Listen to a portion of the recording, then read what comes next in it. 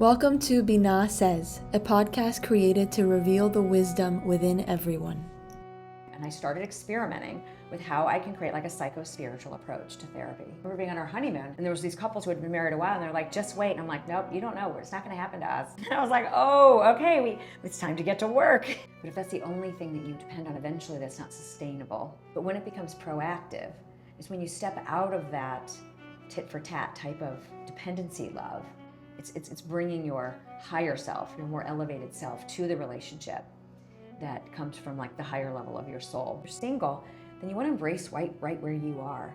It's also important to look for competing desires. I want it, but I don't want to get hurt. So Rachel, you are a relationship and mental health expert. You have your master's in psychology, your doctorate in counseling, you're a licensed professional counselor, you're a volunteer teacher at the Kabbalah Center, and you're a writer for the Wall Street Journal, Psychology Today.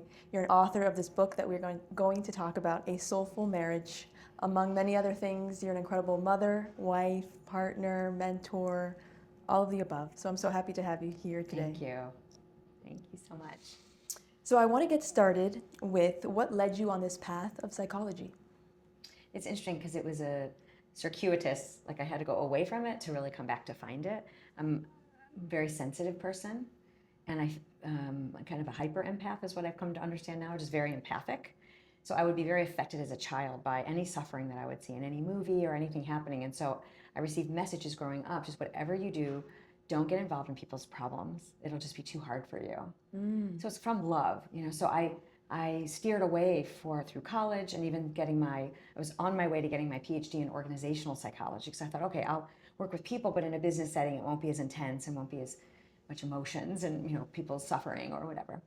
And just the creator just kept bumping me around, and I had a series of crises that happened, some negative experiences where I was working, and I said, okay, I'm just going to take a right turn or like a turn toward home. I didn't realize how much, and I'm going to enter into training and development, because when I was working in the business world, I just kept being interested in, are you happy? Is this like what makes you thrive, and how can we help you with that? So my first class in training and development, I had to take like an optional, like elective, and it was the beginning personal and professional development of a counselor. And within 5 minutes of being there, I'm like, I want to work with people who are traumatized. I'm going to work with people who are really struggling in their relationship, whatever. I just felt home, and the language just like my soul just started singing. Wow. So I left the other program, the PhD program in organizational psychology, and I moved over to complete that's why I have the master's in psychology, because I had the master's along the way, and then I turned toward counseling, and then finished my doctorate in counseling. Wow. Yeah. I can tell you're so passionate about what you do and relationships. And reading this book, it made me realize how important it is. So not when is the right time to think about being in a relationship? I think it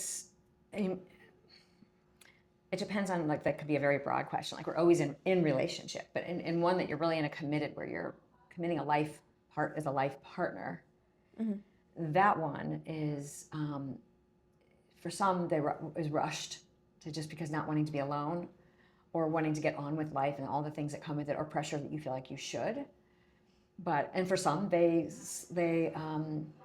drag their feet, not wanting to commit. And there's also a problem, I think, with waiting too long. Everybody has their process, but I think that it's important to get in touch with, as much as you can, with who you are. And the readiness is going to be a combination of feeling like you're choosing somebody that you really can see that you can grow with, that can help you grow. And it's hard because, like, it's not like a perfect science or a perfect art even, because you are evolving together. So even if you do decide that it feels right for you at this particular point in your life and it's not the perfect relationship, it's also okay. You either can grow together and keep remorphing into new levels together, or that relationship will run its course. So, but the basic idea is, the more that you can have a good relationship with yourself and make sure that you are self-compatible, or you are comfortable in your own skin as much as possible. And that's a tall order for many people. It's not easy to be alone for a lot of people. Right, and it's your first pillar that you talk about. Yes. So let's get into the 4 pillars, Okay. and then I'd love to dive deeper into them. And I know everything is divine timing. We're Mm-hmm. meant to learn everything exactly when we do. But let me tell you, if I had these 4 pillars a while ago, I wouldn't have been upset. Yeah. I think it's so important. Yeah, You no, know, it's why I wrote. That's really why I had to write the book. I had to write it yeah. for wherever we all are, and to see how you might be able to. We're just very educated, under wisdomed for what it really takes to create a long-lasting, fulfilling relationship, especially one that's soulful, that's spiritual, and that's what I think does help it become one that keeps giving, like it's fresh, stays fresh. Yeah. How did you name the book? Actually, the publisher named the book. After reading it, that's the feel they got, and I instantly loved it. I didn't question it after that. And I think it's so important to read, not even if you're in a relationship already or in a marriage, but as someone reading it that is desiring a soulful marriage is also so important. What do you believe is the number one misconception that people have about relationships? The first thing that comes to mind is this idea or fantasy that it's supposed to be organic and easy all the way through. And if it's difficult, even though we hear it's hard, we still don't really buy it, many of us, and think that it's something wrong with who we're with. But it's just because you're getting ready to start being a creator of your relationship, and really is when it starts to begin, is when you run into trouble. So I think the framework of that it's supposed to be easy and organic. Yeah, you hear about it in the songs. Loving is easy. You Right. see it in the movies. Exactly. It looks so effortless. Right. Yes. And so you say that love is a verb in your book. So it's not something that's passive, right? It requires work and effort.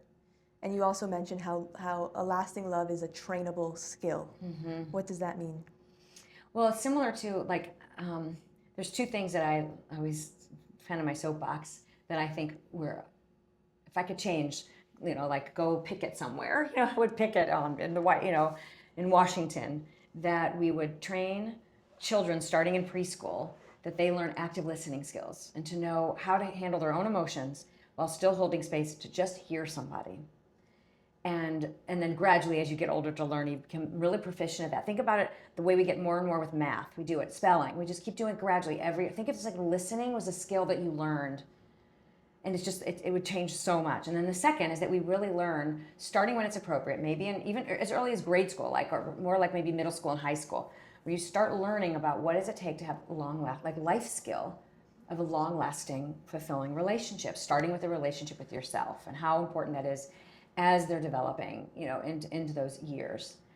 And so the trainable skill, you can still learn now that you're an adult, let's say, but it is because there are a lot of components of what is required in a relationship that are things like listening, are things like changing how you think about the relationship. And that's trainable. How we think and our viewpoint about relationships is something we can train. And let's look at this a little differently. Let's consider that your friction that you're experiencing is actually here to help you. It's not a problem. That's that first idea that people have misconceptions about it, that, oh no, they're like freaking out. All of us, I remember being in that same place. What if it were like, oh, okay, this is because this is the beginning of getting better and stronger and closer. And we had that seeped into us that's a trainable idea. So your 4 pillars are responsibility, growth, priority, and purpose. And let's start with responsibility. So responsibility is a responsibility to make yourself happy and fulfilled and have a love for yourself, right? Yeah, so each pillar has a kind of mantra, or an agreement, consciousness and the first one is we're each responsible for our own happiness and well-being. And so that's kind of the idea for both of you. I also love how you mentioned how you use your own life and your own relationship as a experimental lab to try these theories out on. Yes, I did. So what were some of the challenges, and you still do? Yeah. What were some of the challenges maybe in the beginning of your relationship that you were going through where you needed, this wisdom or guidance? Yeah. Well, it started with pillar 1. My husband, I was so sure about marrying him. I was I even had messages in my head, voices that I can marry this man. When I had met him, just saw his face. I was like, who said that? It was intuitive. We had so much synchrony that we kept running into each other in highly improbable ways. So it wasn't that it didn't feel right. But after about a year and a half or two, I didn't feel connected to him anymore. I felt like I didn't have that same excitement, that same close feeling. And I just freaked out. I didn't know what that meant. I thought maybe we weren't supposed to be together. And so it really started with a digging in when that started happening of what does this mean? What does it mean about me? But mostly I was really afraid that there was something wrong with him for me. Like that was my mindset. So that's really how the first pillar, I didn't know I was working on the first pillar, but that's what I was working on. I was giving a lot of my power to how I felt about myself and my life. I thought I met Jeff Glik. Oh, my life is set. Like, he's so amazing. And I'm not going to have another, like, it's so irrational. But I really did think that I just thought everything is like going to just stay this feeling. I remember being on our honeymoon and there was these couples who had been married a while and they're like, just wait. And I'm like, nope, you don't know. It's not going to happen to us, you know? And I was like, oh, okay, it's time to get to work. I was like so like cocky with them and like, I didn't want to be around them. Like even we were on a cruise, like a sail cruise. So, but what it really came down to is that my husband felt responsible for my happiness, which was part of his upbringing. And I was giving my power to him to make me feel fulfilled. But I had a lot of work to do of finding myself. And I'm the youngest of two older brothers, and I always felt kind of invisible and small and unimportant. So I think I really also was not really feeling in my own sense of value, which I still work on every day. There's still that, like those messages of feeling insignificant or so that's where responsible for, we started studying the wisdom of Kabbalah about 15 years into the marriage. Wow. But we went to counselors before that, and I started exploring different spiritualities, and he and I started exploring different spiritualities together too. But nothing clicked until when we found Kabbalah. It was like Xanadu. It was just like songs from the heavens were opening up. Wow. So, but that also reinforced, I was starting to begin to get the idea that we're each responsible for our own happiness and well-being, but it was reinforced also that when studying the wisdom of Kabbalah. And so I also that's when I changed, around the same time that we were having our biggest challenges, is when I changed degree programs from the PhD to the doctorate in counseling and started finding myself more. And then I noticed that I had an interest in spirituality. I didn't really even know what that was. And just started being exposed to things that were bigger thinking and quantum thinking and metaphysically thinking. I love that. So you were facing these challenges and you went to seek guidance, so counseling, but nothing clicked until you started studying this wisdom. Yes. And for those that might not know what Kabbalah is, how would you describe it in an elevator pitch, if you will? It's an ancient wisdom, universal. It's the root wisdom of the three Abrahamic religions of Judaism, Christianity, and the Muslim religions. It's not a religion in itself. It's a spirituality in that regard, and it's the way the Kabbalah Center teaches is Kabbalah is an ancient wisdom that teaches that the universe is a friendly universe and it's a perfect system of cause and effect, and it's learning how that system works and growing trust in the system that is kind of overseen by a positive, friendly, ever-present force that you can call the creator, you can call God, you can call the light. Life, the light. We usually say the light of the creator because it's so unreachable that the emanation from the creator is the light, the blessings, the way we see that refracted in our lives. Beautiful. So, yeah.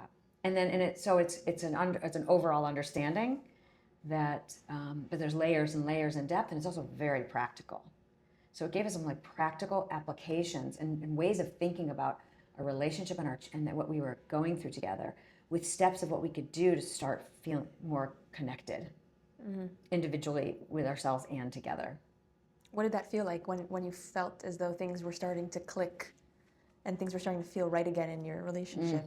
Well, it was really on and off of connection because I was still working on so much of my ego, and I still have a lot to work on with that. But I was still having traces of holding him. Like I felt like if he didn't study it the way I studied it, how could we connect? And so it's very iterative, the lessons and the work on one's like false identities and the things we lean on that we think are who we are. So there were times when we started really feeling more connected, and it was amazing. And we could get back to how we have so much fun together. Like And so it was less serious, it was lighter, but then we would go through also little pockets of, through the years, we would bump into some of the same issues. And then each time we would lean in to the wisdom, or I was interpreting the wisdom incorrectly. And the ego is involved everywhere. So you can even have a really amazing pure path, but you are going to interface with that path with all of your, baggage, so to speak. But the more you lean into it and commit, then it starts to like burn it off, and it becomes more and more clear.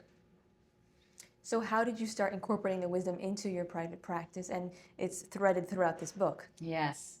Well, I was so enamored with the wisdom and so excited about how much it was changing my life and changing my marriage. And it helped with my children too.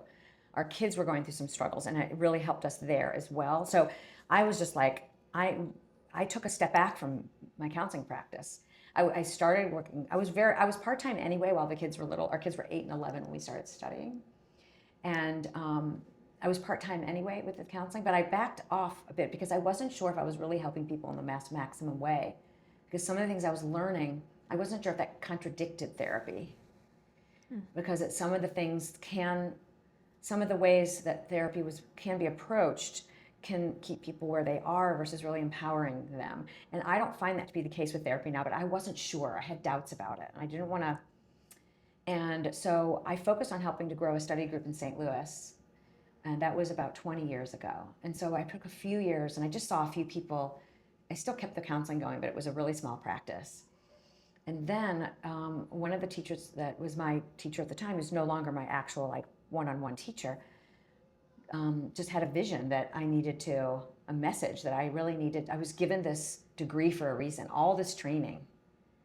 And, why not have a bigger presence? And so I was terrified, but I listened, and I opened up a huge practice, like meaning with like 4 offices, and I was maybe going to create like a collective, but it just ended up being where I went full time, and I started experimenting with how I can create like a psycho-spiritual approach to therapy.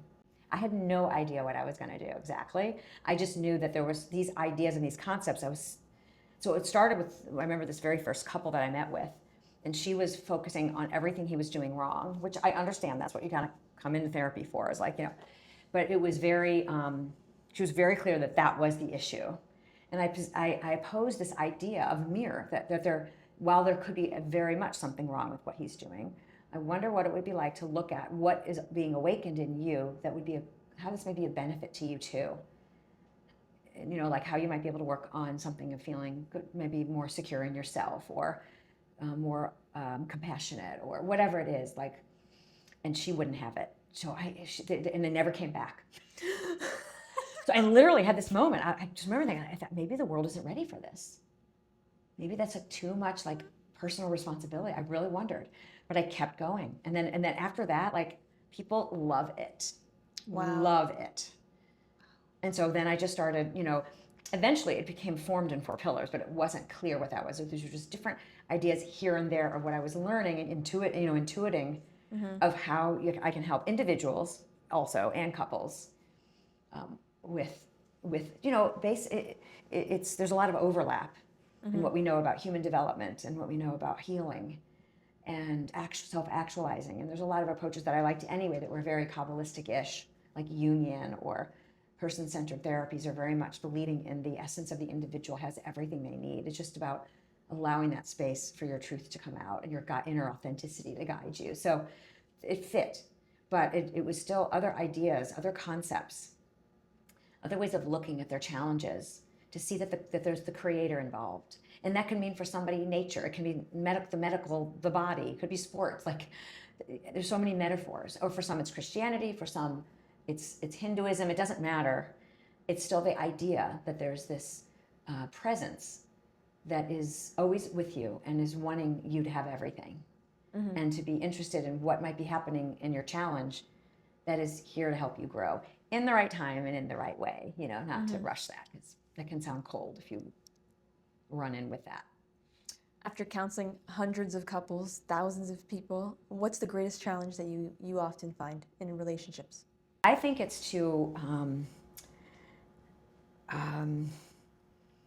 appreciate that we're different from each other. I know that sounds so like elementary, but we often are so thinking in our orbit that there is not as much of a empathy for and grace for the partner being where they are and who they are and what they've gone through in their life. So there's anger and blame when people don't show up in the way that they want them to in their life, and often without consideration for this is a separate individual who's doing their best. And I understand it's very frustrating and it's very painful. The emotions are very intense. So I'm not judging that, but I think it's something to keep working toward. And only now am I able to like have a whole new opportunity, whole new level of being able to really see my husband as with the level of acceptance for him, for who he is. I still challenge him and I still get frustrated and I'll still like feel like we can't let this go unaddressed if there's something that's really blocking. But that's what that comes to mind. And I think that the not doing your own inner work for the not being growth oriented or having a growth mindset is just it's the more ego kind of relationship where I just want my needs met. I just want a basic. I kind of consider it like the branches of the tree versus getting to the root of the trunk and the roots is just trying to fix things up here, which is important, you know. And I do work at that level also with clients, like better communication but really working on like, what is this bringing up in me? What is this reminding me of what I need to work on in myself? And then all the way down into the root is more of a deeper consciousness or like deeper purpose for being here. Yeah, so I grew up, my mom is a marriage and family therapist, so I basically had unsolicited free therapy my whole life. Amazing. And I'm very blessed. Yeah. And it was a good experience for you because some have that and they didn't they didn't handle it well, but your mother did. Yeah. My mother's amazing. What a blessing. Yeah. And she's been married to my father for now 35 years almost. And they are like my example of what a soulful marriage is. And I remember at their last anniversary, I went around and I asked everyone what they thought the number one quality of, you know, a lasting, fulfilling marriage was. And growth was the one for me that I've realized more so in the last couple of years. That I think over time we can change so much, like we're meant to change, right, throughout our lifetime. But finding a partner that you're able to grow with together, and also for yourself, for me, I've seen is like one that is the utmost importance, and I know that's one of your pillars. So I was happy to see it there. I know that there's many other ones, but no, that's a big one. It's a really big one. It's huge. Yeah. You talk about the difference between a need-based love and a proactive love. What does that mean? What does that look like? So a need-based love is often we think that's what love is, but it's really that you're getting, you're receiving, it's a more passive love, where something by the way your partner is fills something in you, and there's nothing wrong with that. But if that's the only thing that you depend on, eventually that's not sustainable. Something's going to happen where they're not going to be able to fulfill that, or it won't feel the same anymore. It won't feel as fulfilling because we generally want to be creators, want to be proactive in creating things, so it starts to fall flat. Proactive love is where you are seeing yourself as an active participant in creating something together, and you're working to stretch yourself on loving unconditionally, meaning not tied to because your needs are being met. It's kind of like reactive love, where like I love you because of what you give to me. And we live in this physical world, so of course there is a natural give and take. But when it becomes proactive, is when you step out of that tit for tat type of dependency love, and you see that you can awaken the love, or you can, or you access that part of who you are in your essence, that you love them even when they're doing something that is either upsetting you or they're making something foolish of themselves, you know, or meaning they're not treating themselves right or making a good choice in that moment, and you still you choose a state of seeing the good, and not then thinking that you feel they're less than or that you feel less connected to them. Or so it's the proactive part is what also makes it soulful, because the soul is proactive. The soul wants to be, it has access to unlimited and endless resources and wisdom and creativity and intuition. So it's bringing your higher self, your more elevated self to the relationship that comes from like the higher level of your soul. I'll often hear couples say like, oh, well, he doesn't do that, so why would I do that for him? Oh gosh, yes. Yeah. I've heard it many times. Yep. So where does that fall under need-based love? Yes, yes. And it is natural, and not to feel judged if you do that, but it's calculating and a competitive kind of love, like, and that keeps us in the realm, like a two-dimensional realm of just linear. I give, you give this, and I only, like, it's just back and forth. If you think of a triangle, it's just pretend there's no top of the triangle, and it's just a line back and forth. I'll give to you if you give to me, and eventually you run into, we always calculate we're giving more because we're different, and we get tired, and we do a lot in life, and so then you end up in like an endless cycle of frustration. But if you start to see that your giving is connected to the top of the triangle, which is your own soul, your own true self, your own North Star, whatever you call that, and you want to receive energy from there and not just from them. And so to the extent that we start to be who we want to be, regardless of how they respond to us, this is a tall order, but it's the work. Then you can start to see magic happen. You know, you start to play with the system, this perfect system of cause and effect. So if you choose in a moment when your partner is being not as generous or irritating you or not thinking about you in a story, and you or doesn't show up for you, and you choose to approach it in the kindest way possible, and you spend some time thinking about maybe what they've gone through or what they're going through and why they're like that. Maybe you think about all the other things that they do for you, and you get yourself to a place where you're connected. You're connecting to you've already gotten yourself to a better place, and then you offer, even if it's illogical, kindness to them, or what's wrong. I know this isn't really like you. Versus, well, you're not giving this to me, so I'm not going to give to you. We have all the child inside of us that just, you know. Then you start to see, I'll tell you a quick little story. Please. So one night I come down from upstairs. We have a 2-story house. And so I come downstairs, and I think it was, we were eating dinner together at home, but it was Friday night, and I was like, just nice on Friday night. So I come down, and I'm really excited about my outfit. I like clothes, and And so my husband makes a comment that was not nice about the outfit. And it really is not like him. Like, he'll either say nothing or he'll always say something nice.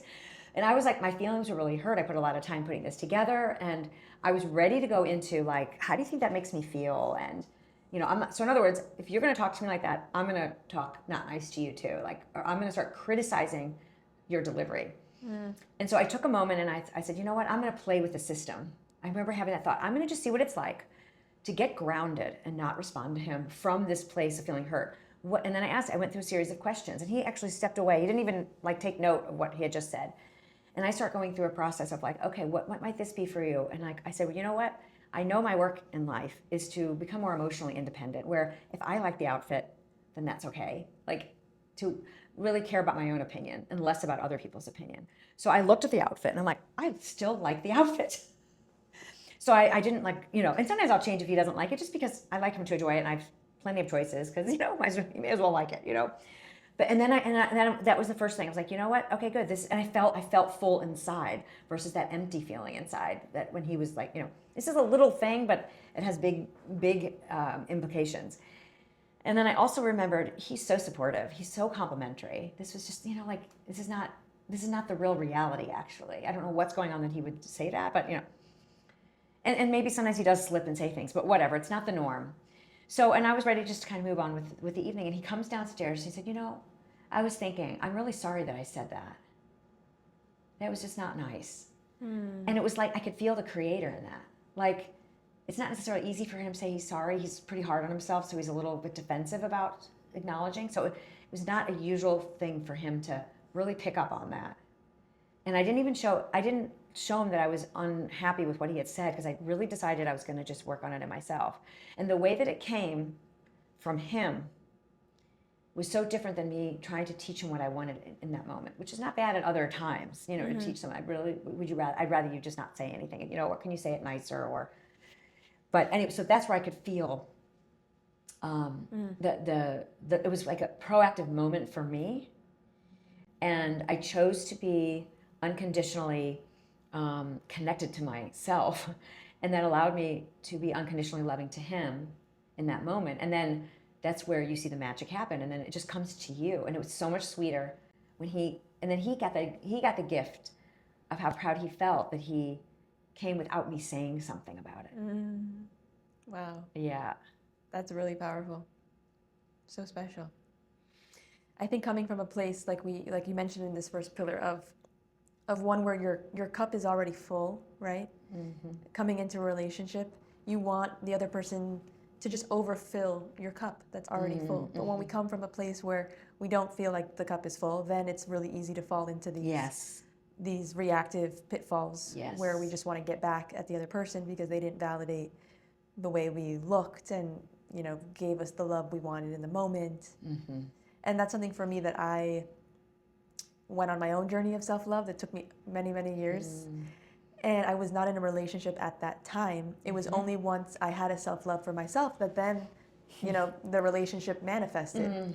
And I think it's so beautiful to see how that work that's internal is then manifested externally. Yes. But if I didn't have any love for myself, it would have been impossible for me to give love to another soul, another human being. So what is the difference between, because I think there's often confusion, right, between self-love and being selfish? So selfish is when we are protective and we are thinking of instant relief and just about myself. Self-love has perpetuity to it. It's because the more you fill with love within yourself and value and worthiness and appreciation for your body, your mind, your gifts, who you are, then it's the goal is for that becomes the basis for which you then create sharing of that and giving from that place. Self-love that just stays within you and isn't shared in some way is still good because it's a better energy that you at least valuing your life and who you are. But that becomes the basis from what you have more to give when you feel loving within yourself. Well, it's conscious and unconscious. We might then feel the urge and the desire to intentionally share because we feel more grateful. When we feel self-love, we're more at peace, we're happier. Happy people want to share more, generally speaking, have more to give. But at the same time, in unconscious ways, when we feel more full and we feel filled with self-love, we're less likely to have the outer we want to have as much of an inner critic, and then we're going to have less of an outer critic. So then we are more sharing potentially in relations without even realizing it. But one of the things that I love about Kabbalah and the wisdom, especially with the Kabbalah Center and all the structure that and support that it gives, is that there is this motivation or this urgency, this sense of you can do it and you can go farther than you think you can. So self-love X, times, in the equation, an environment that the norm is in being inspired to do more and share more, as long as you're also staying balanced, then it also helps that you just keep growing more and more. Your light just shines farther and brighter out. So that's it. One of the things that people think of with self, Rav Ashlag talks about this, and I was just reading about it. I may share more about it actually this evening, but that the first step to making a difference in the world, whether it's in your family, in your community, in the world, is what he calls egoism, but in the sense that you have this care for yourself, that you know that what you need to do for you matters, and it's not easy work. It requires that you take care of your body, that you do what's going to be good to go to sleep. It's not indulgence, it's being motivated to actually do right by yourself. And from that place is the only foundation. Otherwise, when you give, you're giving neglect. You self-neglect, then you're just in the business of neglect. And that's the energy you're giving. Yeah, that's why, I know that before I can help others, I need to feel completely whole, and there are certain things I must do for my body, my mind, and my spirit every day. Like what do you do that then gets you ready to show up? I know I need to move my body somehow. Yes. I know I need to be outside and see the sun and just be in nature and speak to the Creator. I need to read something that elevates me. So I'll read the parashah of the week, or I'll listen to a lecture, just infuse my consciousness with something that's bigger than me. Yeah. Eating, fueling myself with foods that make me feel good and energized, and not the opposite way. And all these little things. And at first, I think in my journey of self-love, it did make me feel like I was being selfish. But then I realized how much more I was able to show up for people when I was able to do these things for myself. Yes, yes, exactly. Yeah, it's a big misunderstanding. Because no one wants something that's someone that's grouchy or, Right. you know, or I was more reactive and less, more temperamental or less temperamental? More temperamental. More temperamental. You actually, so you note some self-love destroyers, which for me is like just seeing pen to paper what these things are when you list them is so helpful, because I had maybe 4 out of the 6, but I didn't know it. Right, right. It's so powerful to name things. It's so powerful to name things. I love that. So it's helpful for me, and I really hope anyone listening to this, decides to pick up your book, because seriously, the way you write things, the way you create a framework around all of these pillars and creating a soulful marriage is life-changing. So thank you again. Oh, my pleasure. It makes me so happy to hear that. Yes. And it's a constant work. I just want to kind of, we're human. And so like, when you said like that you need to get complete sense of who you are before a relationship, or I think that we're all to some degree close to that, but not to stop you from continuing to move forward if it's not like complete. It's still like, it's a dance. Like sometimes you're more connected to that whole part of yourself and sometimes you're not. But the goal is to keep prioritizing and keep deepening your connection to yourself in a whole way. I agree. It is a dance. Let's talk about one other pillar, which is turning friction into growth. You talk about how friction can be reframed into opportunities to grow. And you talk about using spiritual diplomacy in your communication. So what does spiritual diplomacy mean? What does it look like interplayed in a relationship? So spiritual diplomacy is being thoughtful about how you deliver what it is that's on your heart. And the timing, the state of heart you're in, the kind of words to use. And there's much more of a belief that a myth that we should just be able to just get it off our chest. And yes, it's true, shouldn't suppress, but there's a middle ground with waiting till you're in a place where you're going to remember, where you can think and feel at the same time. We tend to communicate when we're dysregulated, when we're upset, that is, and not being as careful with our words. And it's a huge myth that we don't need to be careful with our words with our closest person.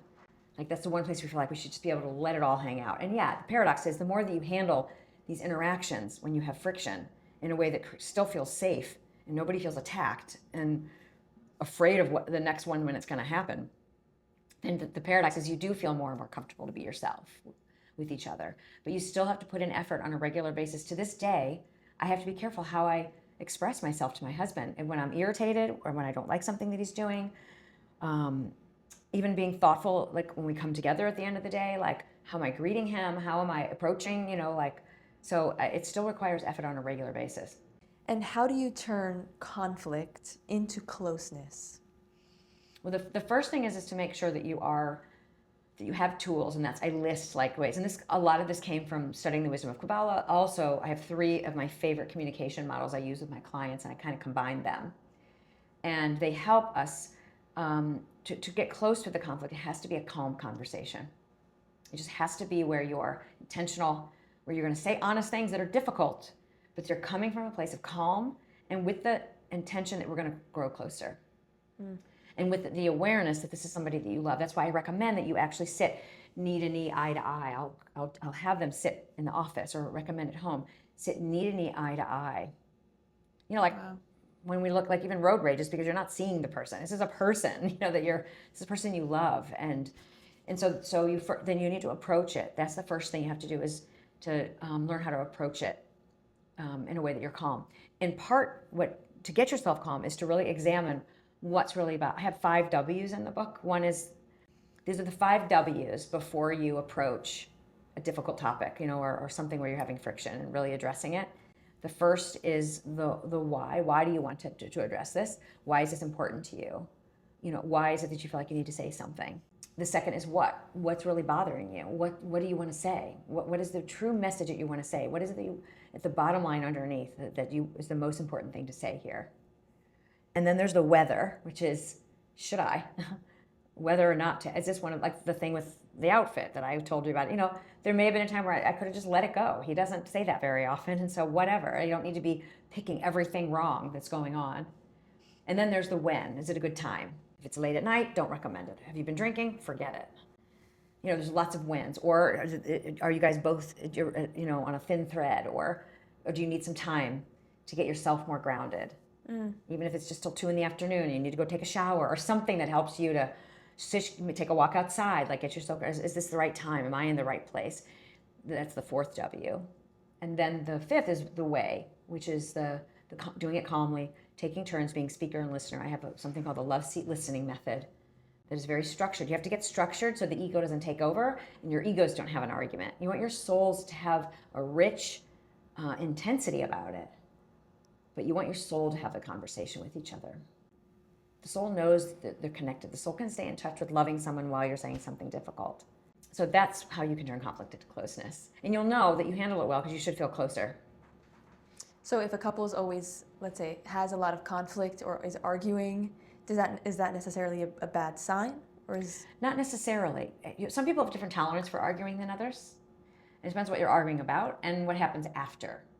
So I think having no conflict is a little bit of a red flag because it could mean you're not growing or you're not addressing the issues, kind of the same thing. Or your desire is low, for much in life, that you just, some people are just super compatible and that's not where their issues are. I've met people like that where their growth comes in with their finances, with their health, but that it's just that they just have a simpatico-ness that, and that's part of each soul's unique journey. But most of the time, if there's none, that's a little bit of a red flag.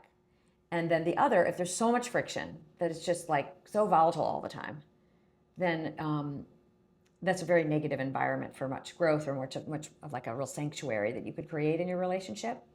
So the key is learning how to have that time when you're really reactive in the arguing, be shorter and shorter. It may start off like that. Some anger isn't a problem. It's just, but that's not really how you continue when you're connected. What, we're both starting to get really reactive. I know I am, and I can see you are. I say this to my husband very often. We don't fight as much anymore as we did at certain stages, but when it comes, I know that I can just tell when it's going to go south really quickly. And it's just one defensiveness after another. So that's usually, I will stop it. And I'll usually just say, I need time. Like, I'm not going to feel good about how I approach this right now. And so, that's one tool. But we will get to it. I just need a little bit of time. And I really want to make sure we grow from this. And that's, Wow. Yeah. So your other pillar is priority, which is the third pillar is priority. It's making your partner a priority in your life.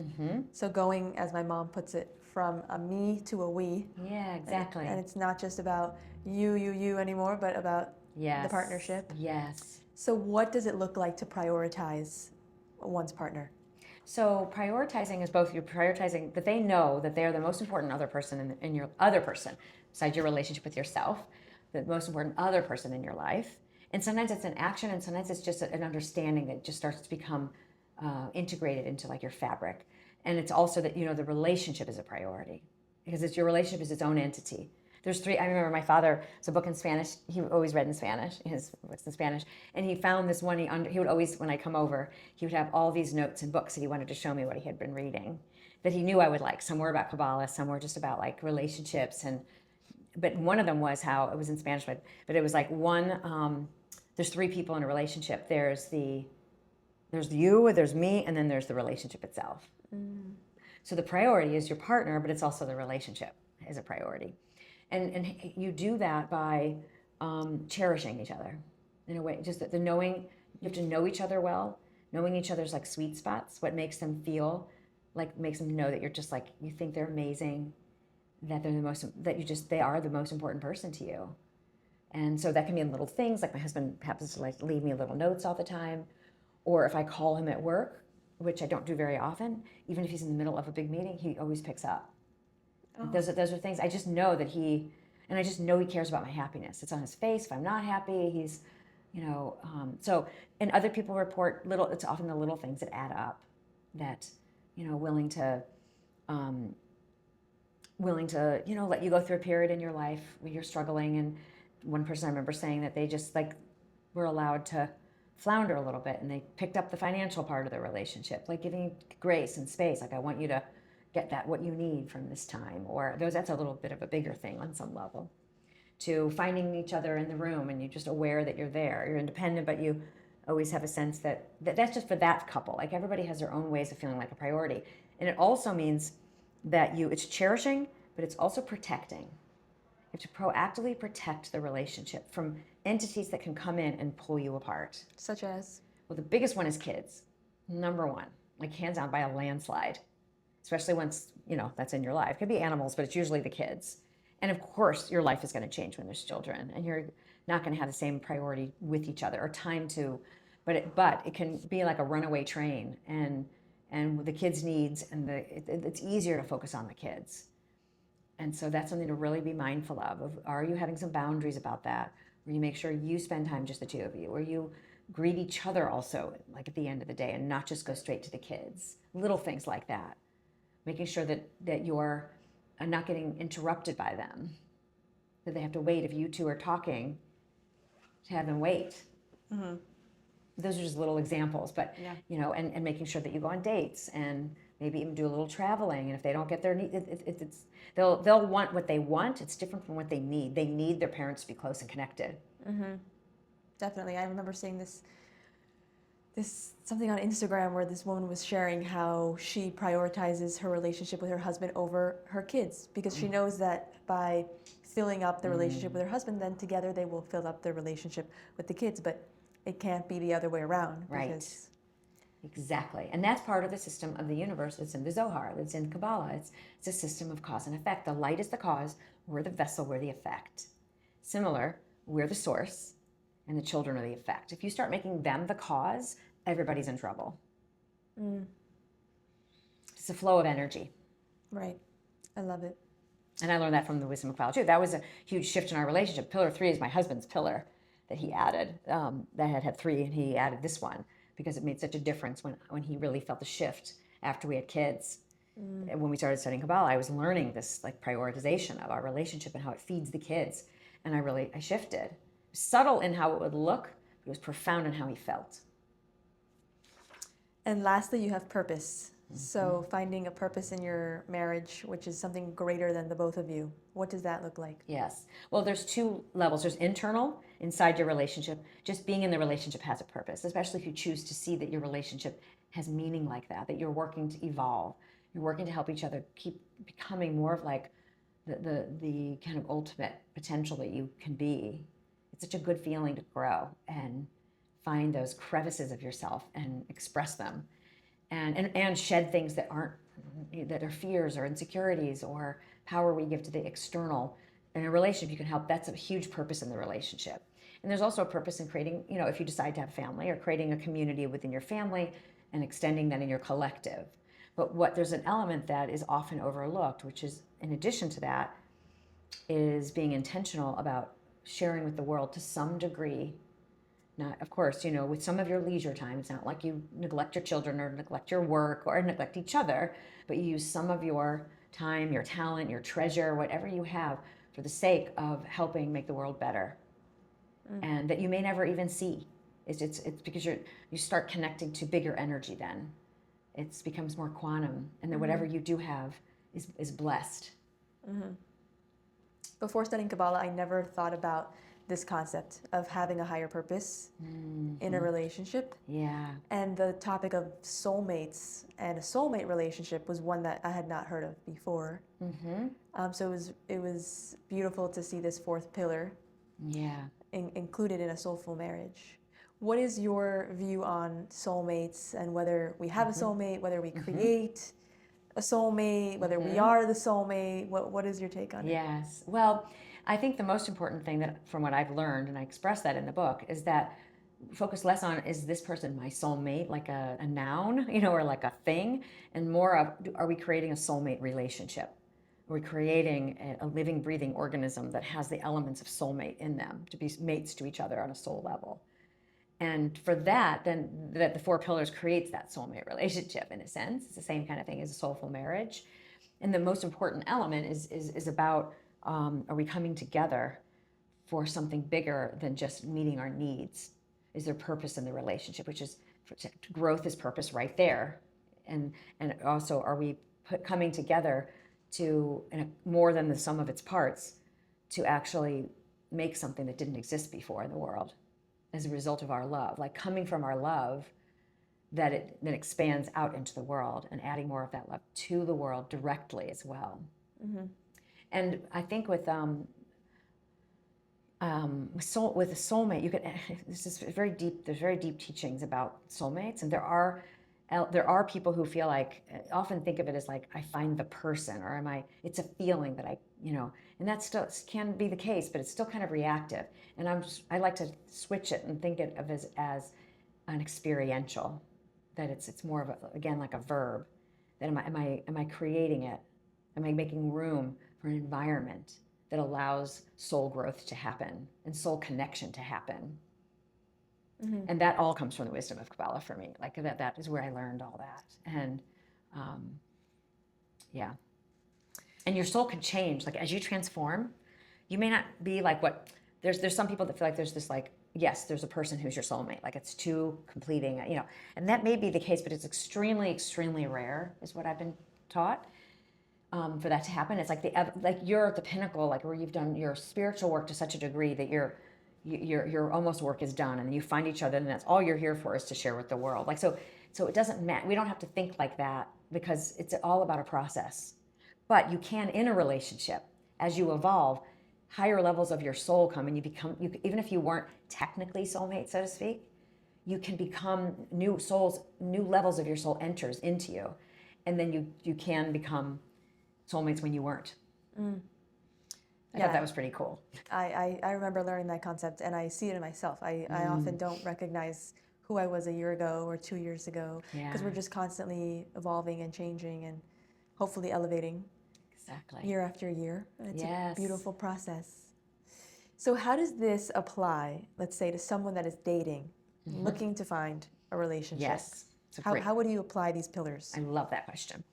You can really lean on the four pillars, but just in a little different way. Of course, the first pillar is going to be one of your main foci, like really being what you want someone to be giving to you, being that in the world, and being that towards yourself. Kindness, compassion, inspiration, all the things that you value in yourself. Like keep working on getting to know yourself deeper, just like you want someone to know you. Keep doing that within yourself. Self-development, keep working on yourself and growing. And then the growth pillar is going to be pretty big here too, when you're single, because it's for all of us. But there's things you can do to start exploring. First of all, part of the growth pillar that I talk about in the book is that you want to embrace your friction. You want to embrace right where you are. The light is in the present moment.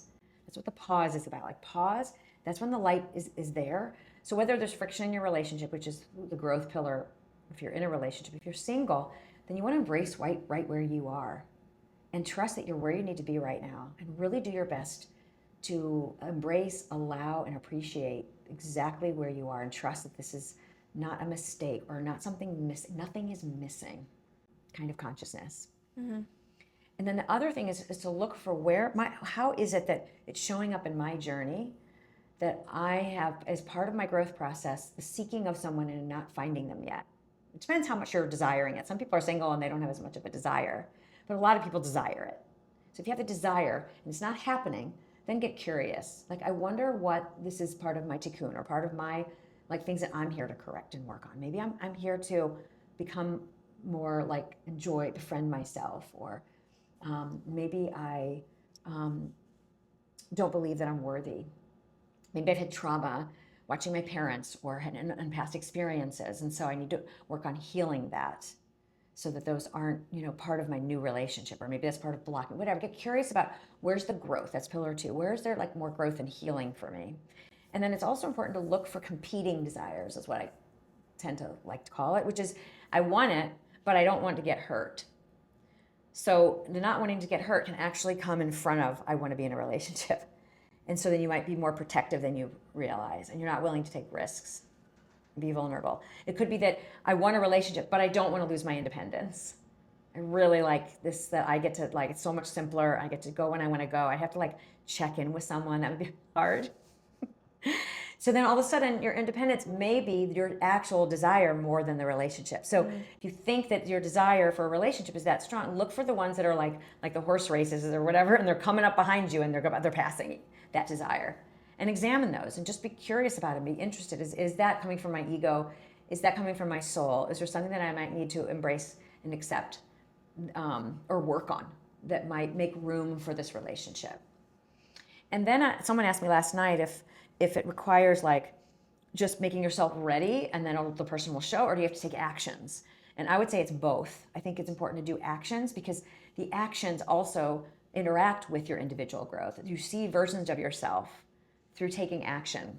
So it could be that you go on that date that somebody says, a blind date, that you say you're never going to go on a blind date. I have a lot of people tell me that, and you just do it because you want to break something in yourself. Like not about the outcome, but you just know you want to like take an action. And Michael Berg was talking about it this week, like that we want to like exchange in order to receive the ever presence of the light of the Creator that's around us. We need to do something in exchange. We have to give up something. Yes, like some of comfort or some sort of something that takes us out of our comfort zone. We watched the same video. Isn't that amazing? Yeah. It's so good. Yeah. So in that way, it's similar, like taking some kind of action. And everybody's action is going to be unique for what that is. That takes some sort of risk for oneself. And I generally think this goes kind of back to pillar one, which is to also, like, it's like the metaphor people say, if you want to meet someone and you want to have a dance partner, do your dance and then someone will join you. Like, don't wait and sit on the side like the old days when you waited for somebody to ask you to dance. I was actually grew up in that era. Like when I was in like middle school, you would wait, and if somebody asked you to dance, you would dance. How are they going to know how you dance if they're not seeing Exactly. you dance? Right. So just do your dance, and then someone will. So live your life. Like keep doing things that make you enjoy your life, and that's also taking an action as well. Like don't wait. Don't wait to travel. Don't wait to. Don't think your life is going to start when you lose weight or when you're going to get some. Just like do you kind of thing. Yes. And then pillar 3 and 4, the priority is going to be a little bit different. It's really how can you prioritize other significant relationships in your life and become a better partner, friend, daughter, parent, coworker, neighbor. Just how do you prioritize and let people know that they're valued and protect your important relationships in your life? And it's just you're being what it is that you want to be as well. It's a different kind of relationship, of course, and prioritizing your own relationship with yourself in the best way. And then purpose is keep exploring what you feel yours is. It's not like you have to find this one thing. Every day ask yourself, where do you want me to be? How can I add value? And live with that kind of like, and enjoy it. Like enjoy the pleasure of, as we were talking yesterday about pleasure, like enjoy the pleasure of what it is that you hear or what you get yourself involved in. I love that. It's great advice. I remember listening to something Monica Berg was talking about, and along the lines of, would you want to marry yourself? Yes. Are you the kind of person that you would want, to be in a soulful marriage with? Yeah, exactly. And if the answer is no, then you have, to keep working on that first, answering that question before you could be that for someone else and receive that. And Well, Rachel, this has been a transformative conversation. Where can people buy this book? You can buy it on Amazon. You can buy it on Barnes & Noble. There's also some local bookstores that I have it. Some bookstores I have it. You can buy it at the Bala Center here in Miami. They have it here, or in Chicago. It's the Bala Center in Chicago. And Left Bank Books is a local place in St. Louis. But if you go to my website, I have a list of 4 or 5 places where you can buy the book. Yeah, I can't recommend it enough. I will be handing it out. I think it's so important. Thank you. The sooner you read it, the better. So thank you so much for being on the podcast. Thank you so much for having me. It's been such a pleasure.